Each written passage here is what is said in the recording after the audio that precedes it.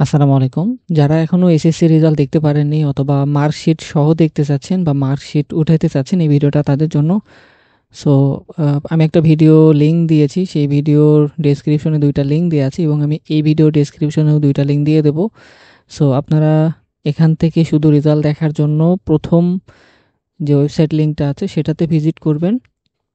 তো সেটাতে ভিজিট করার পর এখানে দেখতে পারবেন যে এক্সামিনেশন লেখা আছে। এক্সামিনেশন আপনি এখান থেকে সিলেক্ট করবেন বা একটাই দেয়া থাকবে।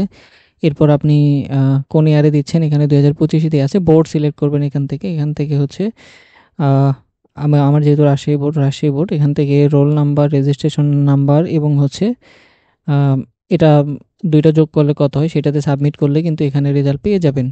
বাট এটা হয়তোবা আপনারা অনেকেই দেখেছেন। বাট কিভাবে আপনারা আ মার্কশিট সহ দেখবেন আমি সেটার এখন দেখাচ্ছি। সো আমার যে লিঙ্কটা দেয়া আছে ডেসক্রিপশনে সেই লিঙ্ক থেকে আপনারা এরকম একটা ওয়েবসাইটে চলে আসবেন। এখানে দেখতে পারবেন যে এক্সামিনেশন সিলেক্ট করতে বলেছে। সো আমরা এখানে অনেকগুলো অপশন থেকে এসএসসি দাখিল এটা সিলেক্ট করব।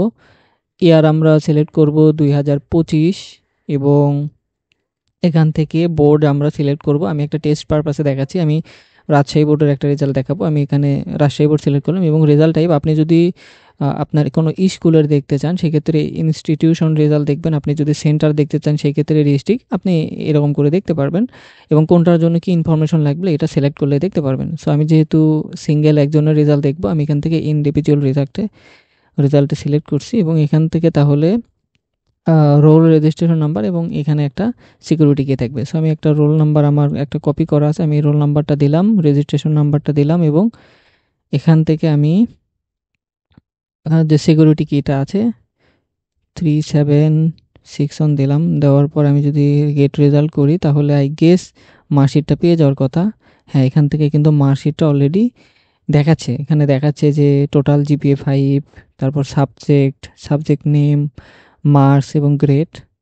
তো এখান থেকে কিন্তু আপনারা মার্কশিট করতে পারবেন। সো এখান থেকে জাস্ট এটা প্রিন্ট করে এখান থেকে আপনারা পিডিএফ আকারে এটা কিন্তু সেভ করে নিতে পারবেন।